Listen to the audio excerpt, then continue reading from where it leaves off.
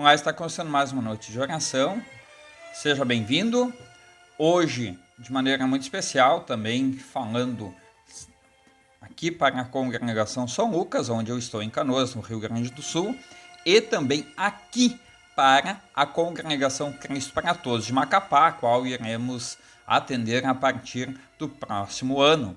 Sejam bem-vindos todos, espero que vocês aproveitem esse momento de noite de oração. Temos já vários pedidos aqui que foram nos apresentados. Dando continuidade à nossa sequência de leitura, reflexão com relação à base, às estruturas básicas da fé cristã, estamos trabalhando do Catecismo Menor do Dr. Martinho Lutero, né? A parte que fala do segundo artigo da fé cristã, do Credo Apostólico, tá? E nós vamos seguir aqui falando sobre a remissão, que é essa que Cristo nos conquistou. Semana passada, na segunda parte, então, nós falamos sobre aquilo que Jesus fez, se humilhando e tal, para poder nos resgatar. E hoje nós vamos falar, começando a falar nessa terceira parte, sobre a remissão da morte. O que é isso? Tem pessoas que vão dizer, não, mas Jesus veio aqui, foi um cara legal, viveu na terra, morreu e tal, e foi para os céus e agora deixou a gente aqui. Será que é isso mesmo? O que será que Jesus realizou por nós? Às vezes a gente fala no culto, né? Confessa o credo apostólico ou outras doutrinas da fé cristã e a gente não tem ideia da profundidade, da dimensão que isso tem na nossa vida no dia a dia, tá, meus irmãos? Então, nós vamos fazer assim, eu vou fazer a leitura, além dos textos, as perguntas. Para quem não conhece, o Catecismo Menor, ele é cheio de perguntas, respostas, e essas respostas todas fundamentadas no texto bíblico. Então, é assim que a gente vai continuar procedendo, tá bom, meus irmãos? Começamos. A primeira pergunta do dia de hoje é: em que sentido Cristo te remiu da morte? Bom, pelo seu sofrimento, morte e ressurreição, Cristo venceu a morte e me deu a vida eterna. Não preciso mais temer a morte, porque a morte eterna não tem mais poder sobre mim. Então, creia em Cristo e não precisa mais achar, bom, e agora se eu morrer, o que vai acontecer comigo? Deixa Jesus cuidar. Deixa ele cuidar de ti. Em Hebreus, capítulo 2, versículo 14 e 15, nós temos um parecer bíblico a respeito dessa questão.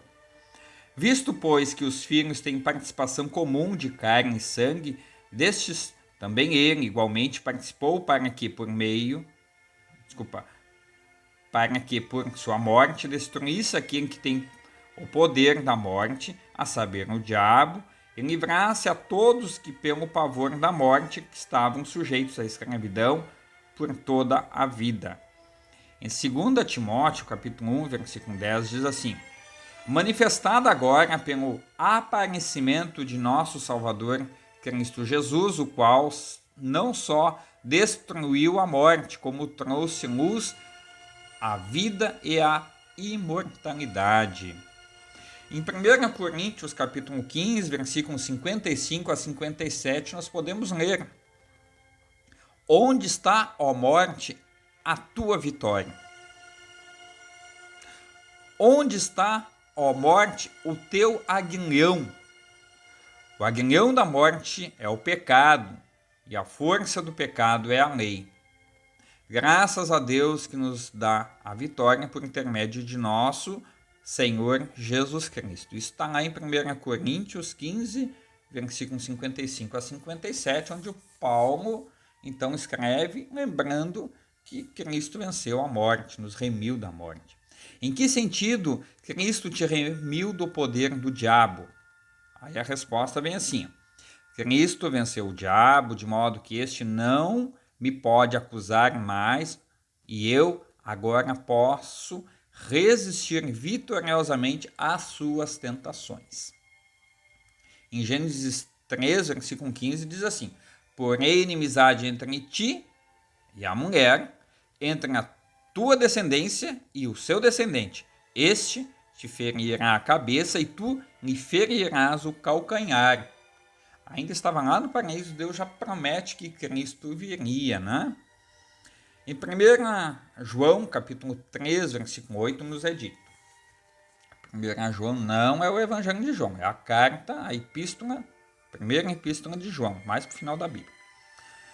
Diz assim: para isto se manifestou o Filho de Deus, para destruir as obras do diabo. Com que Cristo te remiu. Cristo me remiu não com ouro ou prata, mas com seu santo e precioso sangue e sua inocente paixão e morte.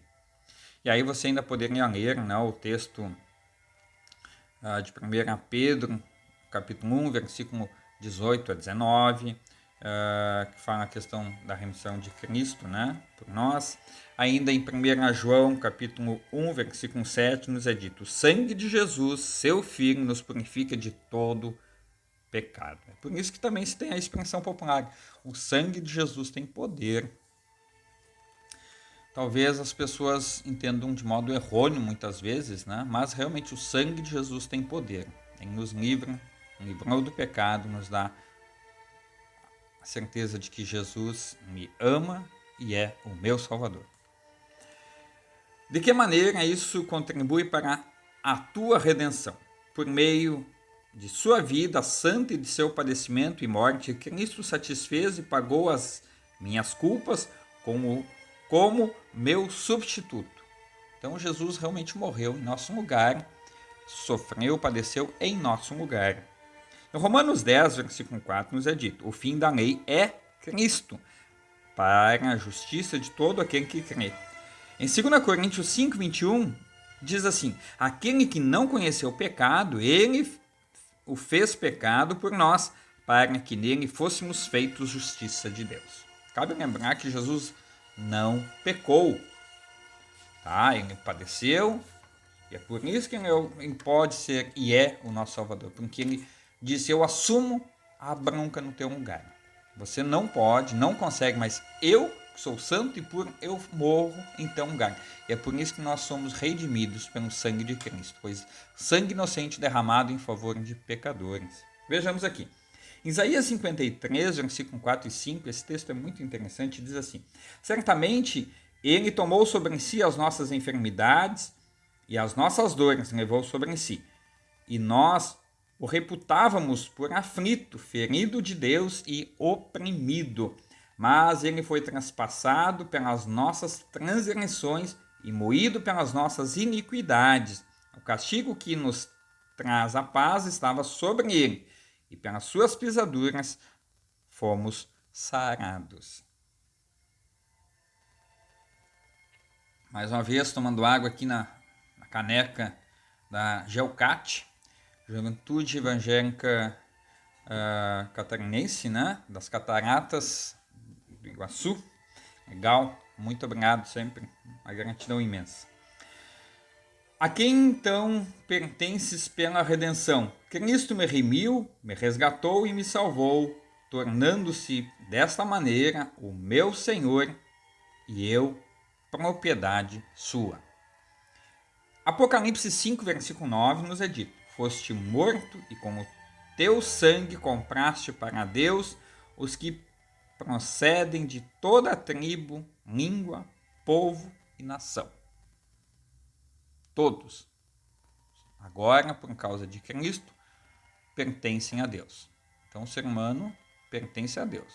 O diabo não tem mais poder. O problema é que o ser humano quer estar sob o peso do diabo, né? Sob a opressão dele. Nós somos rebeldes. Mas vejamos. Cristo remiu, resgatou e salvou somente a ti? Não, Cristo remiu, resgatou e salvou a mim e a todas as pessoas perdidas e condenadas pelos seus pecados. Em Mateus 18, versículo 11, nos é dito: o Filho do Homem veio salvar o que estava perdido. No Evangelho de João 1, 29, diz: eis o Cordeiro de Deus que tira o pecado do mundo. Em 1 João, capítulo 2, versículo 2, nos é dito: ele é a propiciação pelos nossos pecados, e não somente pelos nossos pecados, mas também pelos do mundo inteiro. Em 2 Pedro, no capítulo 2, versículo 1, nos é dito: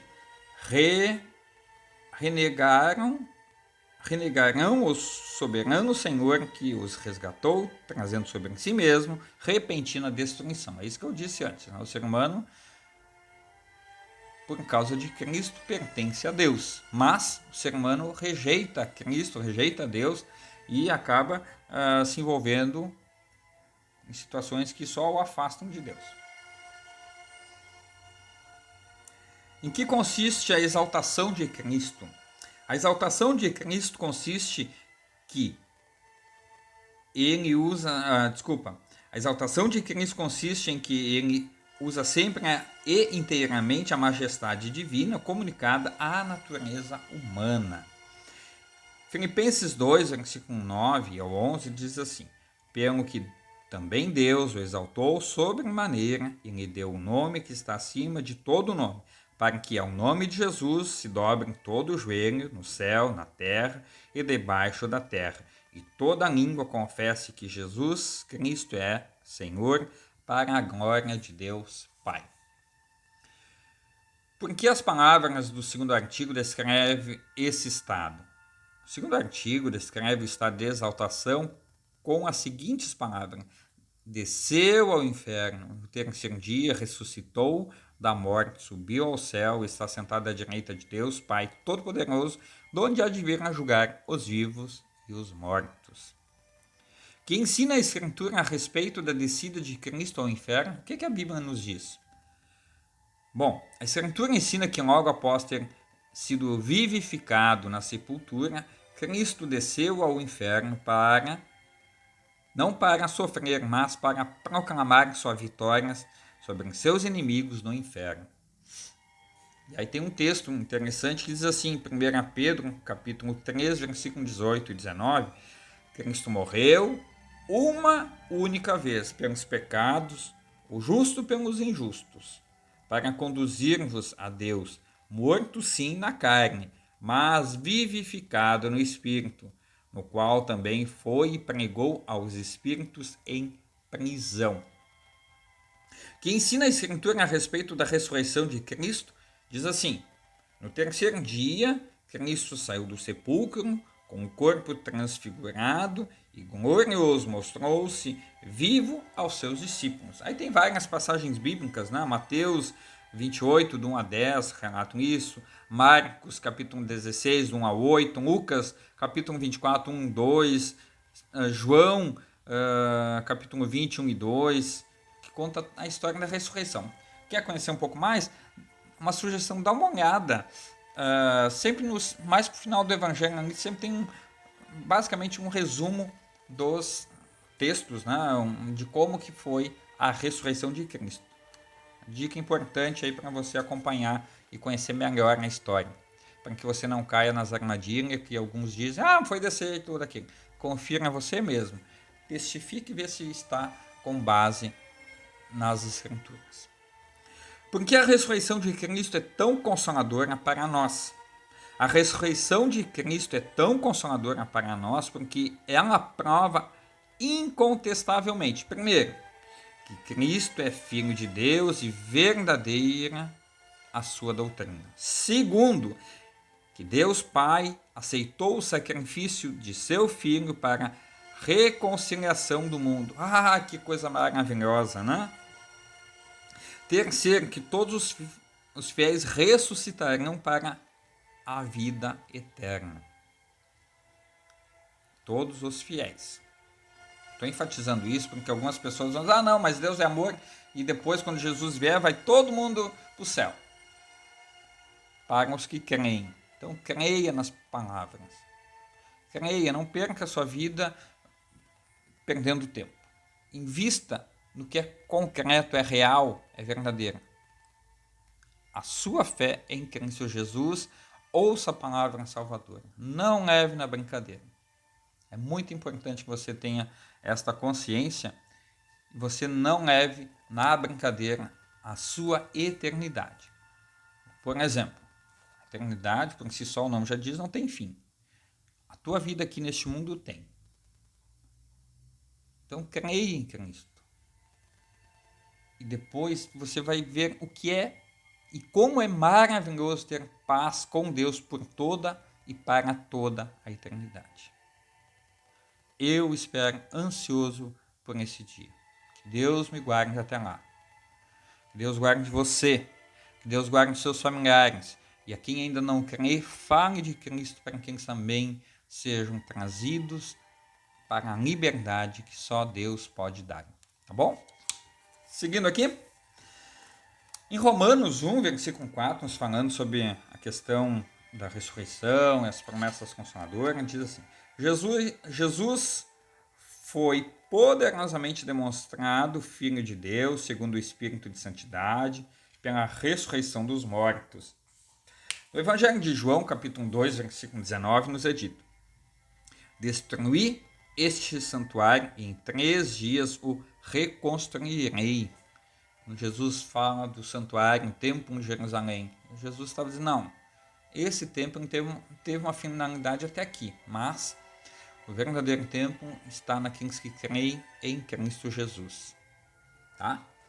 1 Coríntios 15, versículo 17, nos é dito: e, se Cristo não ressuscitou, é vã a nossa fé, e ainda permaneceis nos vossos pecados. Paulo escreve esse texto especialmente porque os cristãos de Corinto, alguns influenciados pelos ensinos filosóficos dos gregos, achavam que não tinha ressurreição, morreu aqui já era e deu, né? Porque para os gregos era impensável, inadmissível que um corpo pudesse ressuscitar. Até porque talvez pela experiência lógica da coisa, tu enterra alguma coisa, de repente tá podre, né? Eles não conseguiam imaginar ou não criam que Deus pudesse fazer isso. E aí Paulo destaca, enfatiza essa importância para que os cristãos de Corinto se atentem ao que a palavra diz, não o que as pessoas estão dizendo. Pois para os gregos, eles acreditavam na imortalidade da alma, mas eles não conseguiam entender ou aceitar a ressurreição. Por isso que Paulo escreveu esse texto lá, que diz assim: e se Cristo não ressuscitou, é vã a vossa fé, e ainda permaneceis nos vossos pecados. Romanos 4, versículo 25, nos é dito: o qual foi entregue por causa das nossas transgressões e ressuscitou por causa da nossa justificação. Em João 14, 19, eu vivo, vós também vivereis. Olha que coisa bacana Jesus prometendo para nós, né? João 11, 25 e 26 diz: eu sou a ressurreição e a vida. Quem crê em mim, ainda que morra, viverá. E todo o que vive e crê em mim não morrerá. Que ensina a Escritura a respeito da ascensão de Cristo? A ascensão é subida ao céu, que acontece 40 dias após a Páscoa. Tá bom? As pessoas às vezes confundem a ascensão com Pentecostes. Não, são coisas diferentes. Pentecostes tem a ver com 50 dias após a Páscoa. Vejamos. Que ensina a Escritura a respeito da ascensão de Cristo? Ela ensina que 40 dias após sua ressurreição, Cristo, na presença de seus discípulos, foi elevado às alturas segundo a sua natureza humana, assentou-se à direita de seu Pai a fim de nos preparar um lugar. Olha que legal, como é que será a nossa casa lá no céu? Eu não sei, mas eu sei que Jesus está fazendo a nossa casa lá. Está nos preparando. E quando estiver pronto, vai levar os seus filhos para morar com ele. Salmo 68, versículo 18, nos diz assim: subiste às alturas, levaste cativo o cativeiro, recebeste homens por dádivas, até mesmo rebeldes. Até mesmo os rebeldes. Todos têm em Cristo uma chance de arrependimento e uma nova vida para a eternidade. Nunca se esqueçam disso. Não existe pecado que não possa ter um perdão de Deus. Que coisa fabulosa. Isso é graça presente. João 12, 26 nos é dito. Vamos ler o outro aqui. Efésios 4, 10, né? Antes.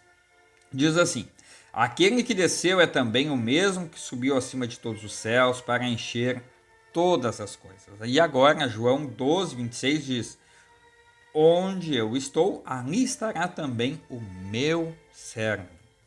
João 14, versículo 2 e 3 nos diz assim: na casa de meu pai há muitas moradas. Se assim não for, eu vou, teria dito, pois vou preparar-vos lugar. E quando eu for e vos preparar lugar, voltarei e vos receberei para mim mesmo, para que onde eu estou estejais vós também. Quando nós temos um amigo que nós gostamos muito, sem dúvida nós queremos que essa pessoa esteja próxima da gente. Quando nós gostamos de alguém, nós queremos que ela esteja próxima, participando das nossas alegrias e também dos nossos momentos difíceis. Neste caso aqui, Jesus já passou todos os sofrimentos por nós, em nosso lugar. E agora, ele que é vencedor, ele quer nos receber lá nos céus e diz assim: olha, eu fiz tudo isso para que vocês também aproveitem essas belezas aqui do céu. Vocês são meus amigos, os meus convidados especiais. Que coisa maravilhosa. Bom, quer saber um pouco mais sobre a ascensão de Jesus? Fica a dica aí, ó. Atos capítulo 1, versículo 6 a 11. E ali, para mim, tem um dos versículos mais encantadores, que é o Atos 1:8, que diz, ó, sede testemunhas até os confins da terra, que cita ali Jerusalém, Samaria, Judéia e por aí afora. Eu gosto muito desse texto porque ele nos anima a seguirmos a nossa caminhada. O que significa dizer que Cristo está sentado à direita de Deus? Com essa expressão, a Escritura ensina que Cristo usa todo o seu poder comunicado à natureza humana e assim não está somente presente em todos os lugares, mas domina com poder e majestade divina sobre todas as coisas e protege a sua igreja, da qual é o guia. No Salmo 110, versículo 1, nos é dito assim: disse o Senhor ao meu Senhor, assenta-te à minha direita até que eu ponha os seus inimigos debaixo dos teus pés. Em Efésios capítulo 1, versículo 22 e 23, Deus fez Cristo, né, sentar-se à sua direita nos lugares celestiais, acima de todo principado e potestade e poder e domínio e de todo nome que se possa referir não só no presente século, mas também no vindouro. E pôs todas as coisas debaixo dos seus pés, e para ser o cabeça sobre todas as coisas, o deu à igreja, a qual é o seu corpo, a plenitude daquele que a tudo enche em todas as coisas. Por que cremos, segundo as Escrituras, a respeito da outra vinda de Cristo? Cristo voltará no dia derradeiro, visível e glorioso, para julgar o mundo com justiça. Atos 1, versículo 11, nos revela: esse Jesus que dentre vós foi assunto ao céu, virá do mesmo modo como o vistes subir. E também em Atos 10, 42, nos é dito: Jesus mandou pregar ao povo e testificar que ele é quem foi constituído por Deus, juiz de vivos e de mortos. Em Atos 17, versículo 31, nos é dito: portanto, estabeleceu um dia em que há de julgar o mundo com justiça, por meio de um varão que destinou e acreditou diante de todos, ressuscitando-o dentre os mortos. 2 Pedro 3, versículo 10, nos é dito: virá como um ladrão o dia do Senhor, no qual os céus passarão com estrepitoso estrondo, e os elementos se desfarão abrasados, também a terra e as obras que nela existem serão atingidas. Aproveitando, fazendo um link aqui, deixa eu até ver se não vai ter mais uma citação aqui, não específica. Com essa citação aqui do dia do Senhor, temos várias passagens. Uma delas vai ser no próprio Evangelho de Mateus, capítulo 25, que vai falar lá a partir do versículo 31, se não me falha a memória, sobre o grande julgamento.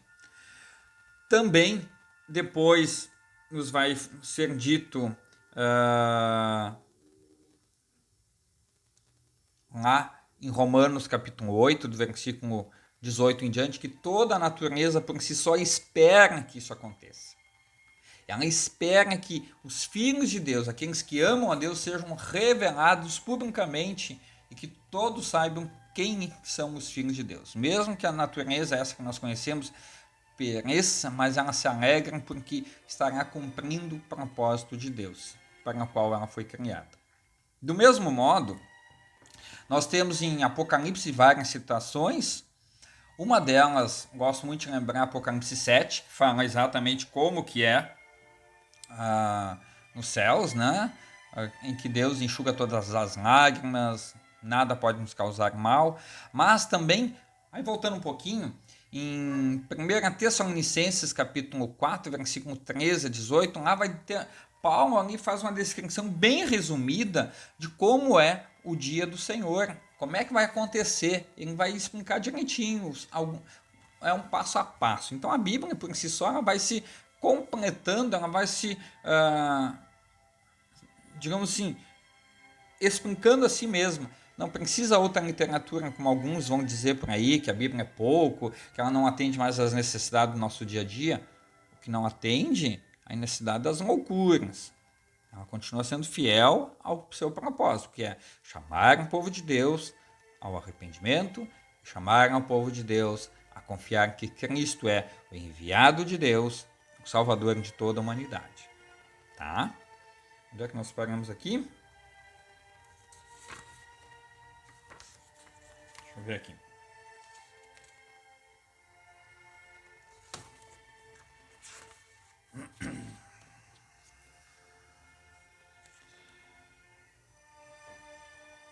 Marcos 13, versículo 32 nos diz: Mas a respeito daquele dia ou da hora ninguém sabe, nem os anjos no céu, nem o Filho, senão o Pai. Em 1 Pedro, capítulo 4, versículo 7, ainda nos diz: O fim de todas as coisas está próximo. Mas não tem uma data que nós saibamos. Eu me lembro quando eu era pequeno, sempre ouvia dizer algo: dos 1000 passou, dos 2000 não passará. Todo mundo dizia que na virada do milênio o mundo ia se terminar. E por aí afora, vira e mexe, tem alguém lançando prognóstico, dizendo que tal dia, tal hora vai terminar o mundo. Não é assim, gente. O que Deus fala se cumpre no tempo dele, não no tempo que as pessoas querem. Tá? Em 2 Tessalonicenses capítulo 2 vai falar do anticristo. O que é o anticristo? Aquele que vem para confundir as pessoas. Em 2 Coríntios 5, versículo 10, ainda nos é dito: Importa que todos nós compareçamos perante o tribunal de Cristo para que cada um receba segundo o bem ou o mal que tiver feito por meio do corpo. João 12, 48 nos diz: A palavra que tenho proferido, essa o julgará no último dia. A palavra de amor de Cristo, essa define. Se as pessoas não creem no que Cristo ensinou, elas estão se julgando. Lembram da história lá dos 3 homens que tinham recebido? Um recebeu moedas, talentos, um pegou, negociou, o outro também negociou, o outro simplesmente enterrou. E aí a gente disse: eu sabia que o senhor é um homem justo, que colhe onde não plantou e assim por diante. E aí a gente disse: aí na parábola nos é dito lá que as palavras do homem o condenaram. Não foi a negação a Cristo que condena. Cristo quer salvar. O homem rejeita. Então, não é o que condena o ser humano é a negação do Evangelho. É rejeitar a graça de Deus.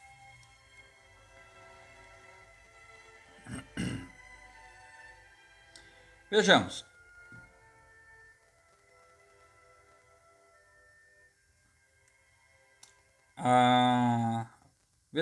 Uma nota aqui, né?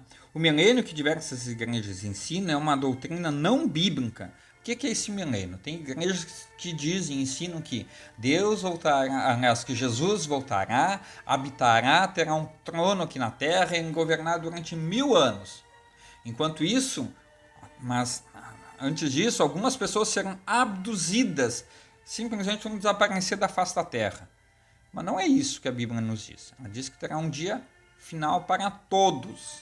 Agora, quanto tempo vai levar esse julgamento? Bom, aí não é.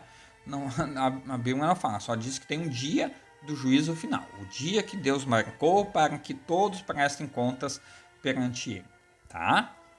Então, aos que creem serão declarados filhos e herdeiros da vida eterna. Os que não creem, amaldiçoados e longe de Deus. Mas vejamos aqui sobre essa doutrina que se fala muito hoje em dia. Muitas igrejas evangélicas anunciam e pregam esse tipo de pensamento. Não é bíblico. É importante que a gente tenha cuidado quanto se é bíblico ou não. O milênio que diversas igrejas ensinam é uma doutrina não bíblica.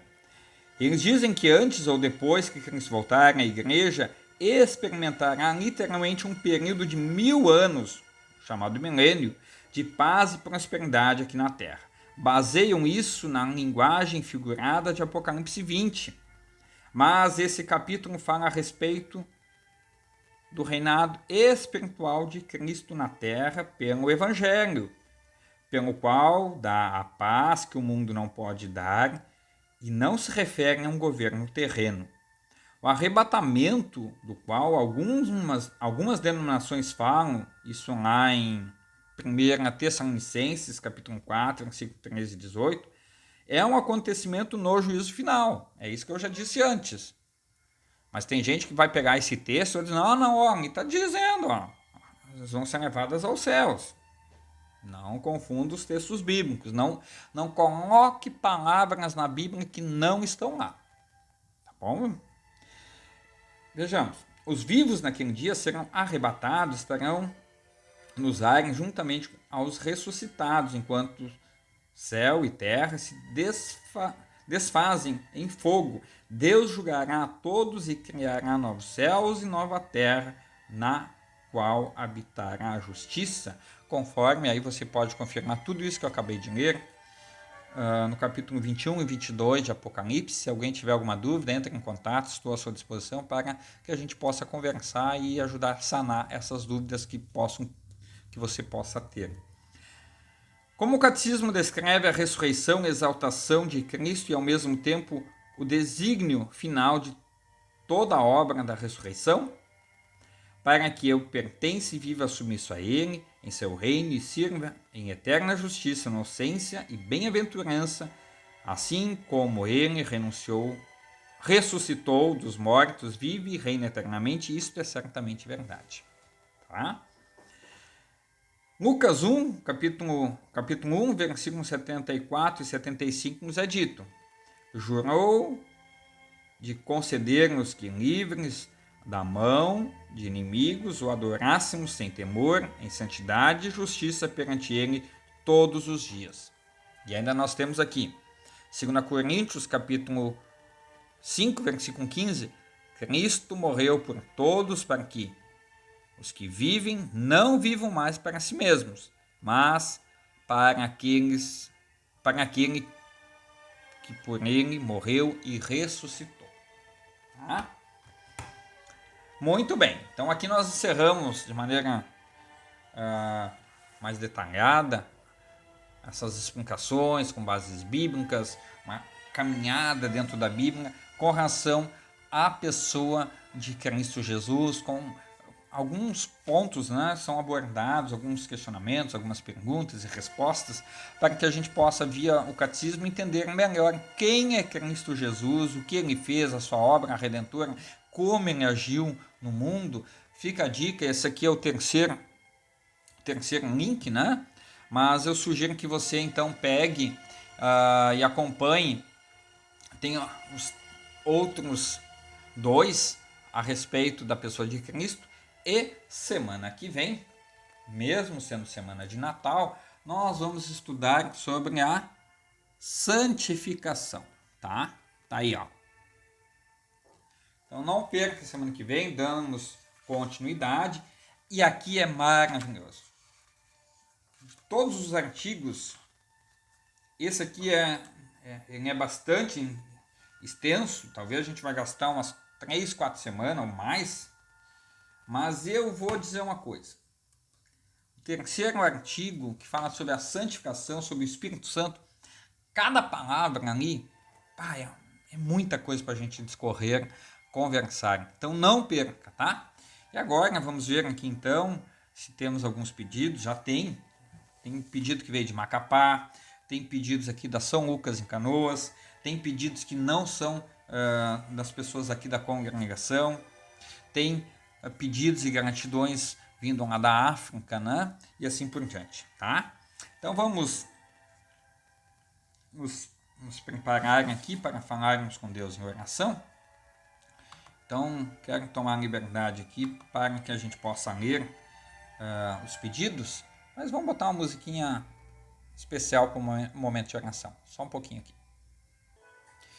Então tá, vamos agora então para as orações. Já botamos um fundo musical que penso que seja um pouco mais adequado para esse momento de oração. Vamos ver aqui direitinho quem então já fez o seu pedido, a fim de que possamos nós aproveitar e apresentarmos perante Deus as nossas ansiedades, os nossos medos e assim por diante. Então vamos lá, a dona Delma, ela é lá de Macapá, ela pede, vamos ver aqui. Olá, pastor, estou ansiosa com a sua chegada. Não é aqui. E ela está com questões relacionadas à sua saúde, né? Acamada com Covid. Que Deus cuide da nossa irmã, a dona Delma Ribeiro, lá de Macapá, que a abençoe e permita que ela possa se recuperar, tá? Também a Annelice, lá de Macapá também, vamos ver aqui.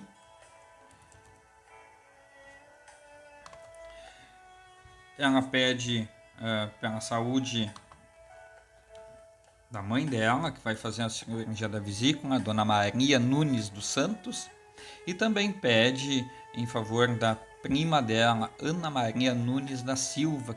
A Ana Maria está internada, né?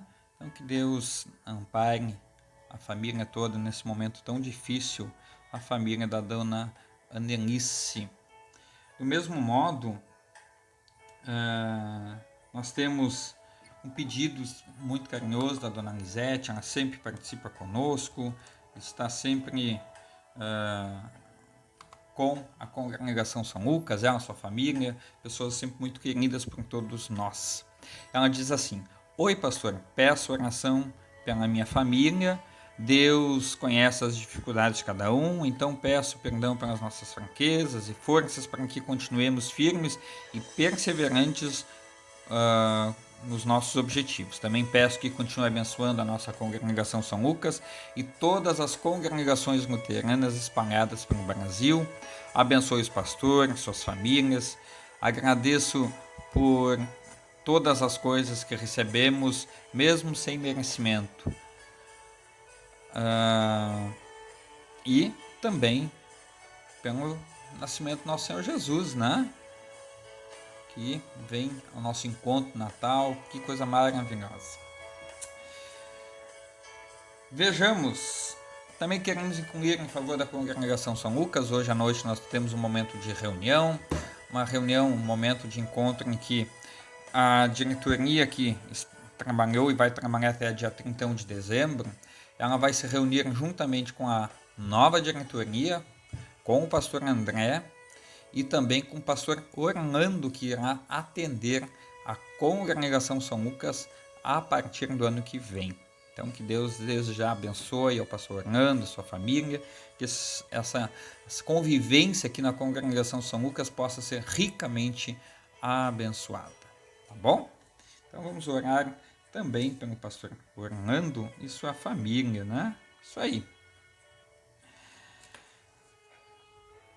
A minha irmã, a Cândida, vamos ver o que ela coloca aqui. Ela escreve assim: peço para que meu processo do piso salarial, que está na mesa do relator desde junho de 2019, seja julgado o mais rápido possível. E também agradecer a Deus porque até aqui o Senhor nos ajudou e guardou. É bem isso. Quando a gente tem alguma necessidade, a gente apresenta a Deus e deixa nas mãos de Deus. Quando a gente diz: Deus, eu não consigo mais fazer, está contigo, Ele resolve. E sempre vai resolver favorecendo o bem dos seus filhos. É maravilhoso a gente poder confiar em todas as situações ao nosso Deus e confiar a Ele todas as questões da nossa vida. Também tem um pedido que vem lá do Espírito Santo, da Miriam, que eu queria que colocasse a nossa família em oração, agradecer a recuperação da Milena por mim, um pouco de ansiedade, um pouco de depressão, enfim, pelo Milton, incerteza com relação ao trabalho e a espera de um chamado pastoral. Ele também é pastor e deseja encarar novos desafios pelo Brasil afora ou mundo afora, né? Também pela tia Jovelina, que está no início de Alzheimer, e a gente sabe que sempre é muito difícil essas enfermidades. E pela nossa irmã da igreja, Iracema, que está internada com Covid. Vamos orar sim, Birmane. Vamos pedir a Deus que Ele resolva e faça tudo quanto tem que ser feito. Também queremos orar e agradecer a Deus pelo trabalho em Moçambique. Se você acompanha as páginas, ou a página, melhor dizendo, de Moçambique, você deve observar que hoje ainda postei 2 vídeos e um post com imagens em que simultaneamente, graças ao bom Deus, foi conseguido doações já há algum tempo e agora está sendo possível construir 2 novas igrejas. Mas é interessante que a igreja em Moçambique ela tem prosperado, Deus tem feito realmente grandes coisas naquele país por meio da pregação do Evangelho.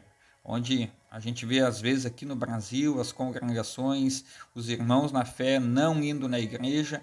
Eu digo que a gente tem muito a aprender com os nossos irmãos de Moçambique, que mesmo sendo tão jovens no ambiente da igreja, sendo tão neófitos, recém-convertidos, mas a ansiedade, a sede por ouvir o evangelho que o conforta. Então, acho que sempre é um bom exemplo a gente a seguir e também poder agradecer a Deus. Também quero orar em favor da Isabela, ela que está internada com sua saúde debilitada. A Isabela é uma colega da Mirella, minha filha, né? E é uma menininha que está precisando, então, dos cuidados médicos. Conversei hoje com a mãe, a senhora Bruna, que me passou essa questão de que a filha está internada. Tá bom, gente? Seguindo esses, eu acho que os pedidos, deixe-me ver aqui. Não havendo mais pedidos e tal, então me coloco em oração nesse momento e vamos juntos. Senhor Deus, Pai Todo-Poderoso, nós te louvamos e bendizemos, te agradecemos também por termos estudado a tua palavra até aqui, onde nós podemos aprender sobre Jesus, o que ele fez e como ele realizou toda a obra salvífica em nosso favor. Nós te agradecemos, ao Senhor Jesus, por essa oportunidade. Sabemos que nem em todos os lugares as pessoas podem te louvar, te agradecer e aprender publicamente sobre a tua salvação. Senhor Jesus, neste momento nós te trazemos as nossas necessidades. Lembra da dona Delma, da sua fragilidade na sua saúde. Ela também aguarda a chegada do pastor André lá em Macapá para que possa acolher a família, estarem de um lado dos irmãos por lá, que também sentem falta de ter seu pastor residente. Senhor Deus, te pedimos em favor da Nelice, cuida dela, da sua mãe, Dona Maria Nunes, também ela que terá que passar por um procedimento cirúrgico. Não permita, Senhor Jesus, que ela se sinta abatida, mas se vierem os medos, as angústias, que teu Santo Espírito a ampare e mostre que a tua graça a assiste em todos os momentos. Também te pedimos em favor da Ana Maria Nunes, a prima da Anelice, ela que também está internada e precisa da tua proteção, do teu cuidado. Senhor Jesus, tem tantos outros pedidos em favor de Macapá, peço-te humildemente que tu cuide deste povo, ao qual desde já me coloco sempre à disposição, tu bem sabes disso, e peço-te ao Senhor Jesus que tu abençoe o trabalho que lá irá ser desenvolvido sob tua graça, a tua orientação, e que a tua palavra seja o prumo e o alicerce para que tudo quanto for construído seja conforme a retidão da tua santa vontade. Do mesmo modo, Senhor Jesus, nós pedimos em favor da dona Lisete, ela que agradece imensamente pela sua família. Abençoe ao Senhor Jesus que em meio às fraquezas, os medos, as fragilidades, ela e a sua família possam superar todos os momentos difíceis que a vida tem lhe oferecido. Pedimos em favor da congregação São Lucas, pedimos também em favor das famílias pastorais, dos pastores pelo Brasil afora, da Igreja Luterana, pois até aqui tu tens nos ajudado e nós te louvamos por isso. Senhor Jesus, abençoe em rica medida a Lisete, todo o seu empenho para a vivência da fé, cuida da sua família, pois eles têm sido uma grande bênção também na vida da congregação São Lucas. Pedimos em favor da reunião que irá se realizar hoje à noite aqui nas dependências da igreja. Abençoe em rica medida esta conversa que nós teremos com as diretorias, aqui já está, aqui foi eleita, e também juntamente com a presença do pastor Orlando, este teu servo que se compromete publicamente em atender esta congregação a partir do ano que vem, trazendo a pregação do Evangelho, a exortação e manter assim os teus servos guiados no caminho em direção à vida eterna. Senhor Jesus Cristo, ainda te pedimos e te agradecemos pela vida de cada um dos irmãos da congregação São Lucas, multiplique a tua graça neste local e quando tiver um erro, a falha, permita que o perdão, o arrependimento, o pedido de desculpas também possa florescer. Não nos deixa sermos soberbos, achando que nós temos as respostas e todas as soluções. Senhor Jesus Cristo, humildemente ainda te pedimos, abençoe em rica medida a intenção, a necessidade da Cândida, ela que pede para que o seu processo sobre a questão do piso salarial, que tem sido bastante esperado, que está sobre a mesa do juiz para que tome-se a decisão, parece ser sim uma causa justa dessa sua filha, mas sabemos que a justiça dos homens ela demora e às vezes ela se faz de conta que não precisa ser feita. E é por isso que nós te pedimos ao Senhor Jesus, abençoe para que tudo ocorra conforme a tua santa vontade, também dê ânimo e disposição para que a Cândida não desista de lutar pelo aquilo que lhe é de direito e a fim de possa também ter uma qualidade de vida melhor. Tudo isto, ó Senhor Jesus, porque até aqui tu tens ajudado a Cândida em todas as suas necessidades e ela lhe é muito agradecida por isso. Também, ó Senhor Jesus, nós queremos orar em favor da Mirlane, cuida dela, ela que agradece pela família, também pela recuperação da Milena, também peço-te humildemente que essa criança possa se desenvolver, temendo a Ti como Senhor e Salvador. Abençoe em rica medida, ó Senhor Jesus, a própria Miriam, para que ela possa, nos seus momentos difíceis, de medo, ansiedade, depressão, enfim, encontrar forças e ser fortalecida no Teu Santo Espírito.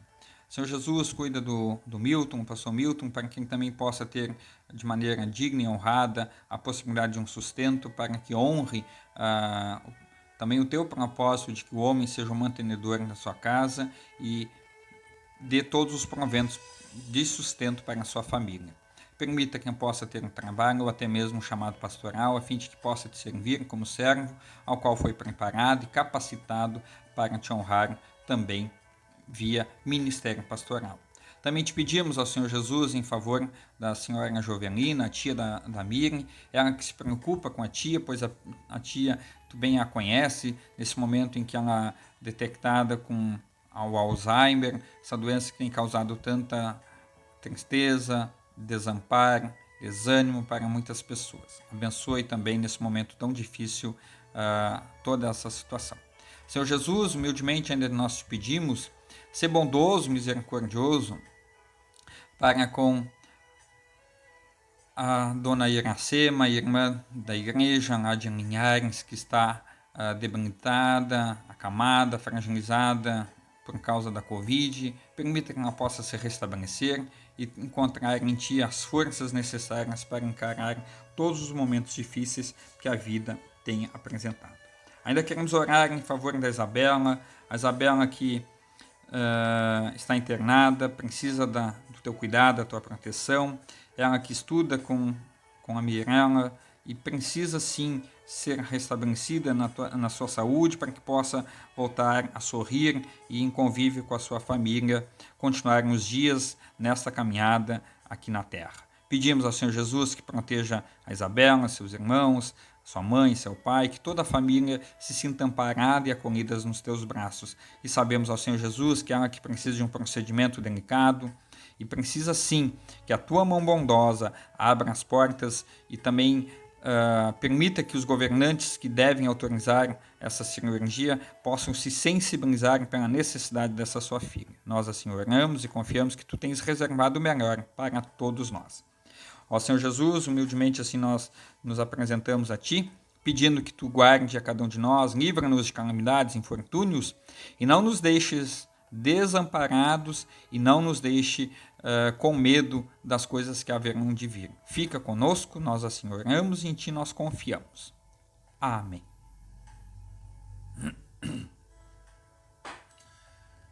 Muito bem. E agora vamos juntos fazer a oração do Pai Nosso. Combinado? Vamos lá? Dizendo assim: Pai nosso que estás no céu, santificado seja o teu nome. Venha o teu reino. Seja feita a tua vontade, assim na terra como no céu. O pão nosso de cada dia nos dá hoje, e perdoa-nos as nossas dívidas, assim como nós também perdoamos aos nossos devedores. Não nos deixe cair em tentação, mas livra-nos do mal, pois teu é o reino, o poder e a glória para sempre. Amém. E, já que nós estamos estudando com relação às doutrinas, vamos confessar nossa fé com base nas palavras do credo apostólico, quando queremos dizer: creio em Deus Pai Todo-Poderoso, Criador do céu e da terra, e em Jesus Cristo, seu único Filho, nosso Senhor, o qual foi concebido pelo Espírito Santo, nasceu da Virgem Maria, padeceu sob Pôncio Pilatos, foi crucificado, morto e sepultado, desceu ao inferno, no terceiro dia ressuscitou dos mortos, subiu ao céu e está sentado à direita de Deus Pai Todo-Poderoso, donde há de vir a julgar os vivos e os mortos. Creio no Espírito Santo, na Santa Igreja Cristã, a comunhão dos santos, na remissão dos pecados, na ressurreição da carne e na vida eterna. Amém. E vamos pedir a bênção de Deus sobre todos nós, dizendo: o Senhor nos abençoe e nos guarde. O Senhor faça resplandecer seu rosto sobre nós e tenha misericórdia de nós. O Senhor sobre nós levante o seu rosto e nos dê a paz. Amém. Muito obrigado. Chegamos ao final de mais um momento de oração. Hoje é bem verdade, um pouco mais extenso, mas muito obrigado por sua companhia. Valeu demais ter você conosco. E agora vamos por último ainda deixar uma canção aí para que você possa aproveitar e curtir bastante e repousar. Essa canção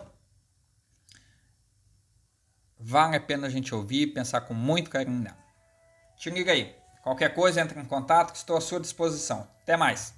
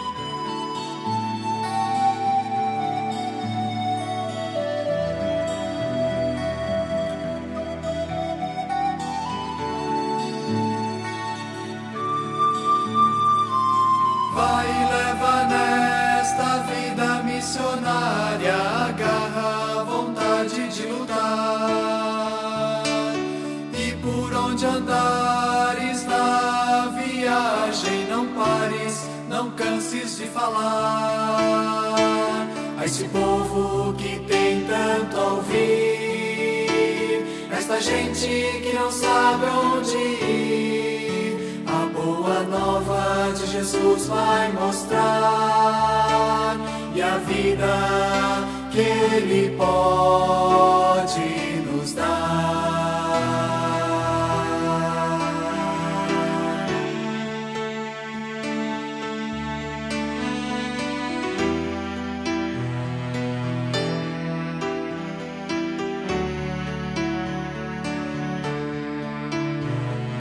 Vai por esta vida aventureira, meu grande apóstolo, Deus é fiel, é a saída, a solução verdadeira para esse povo de realidade cruel, esse povo que tem tanto a ouvir, esta gente que não sabe onde ir. A boa nova de Jesus vai mostrar a vida que Ele pode nos dar.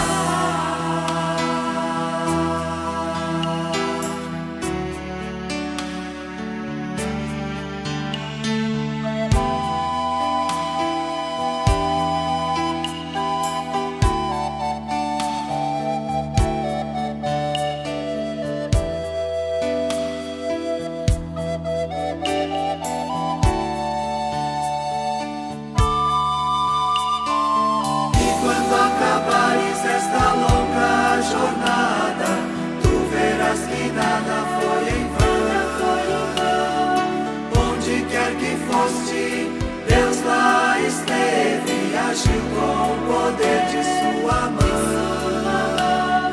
Neste povo que pôde te ouvir, nesta gente que já sabe onde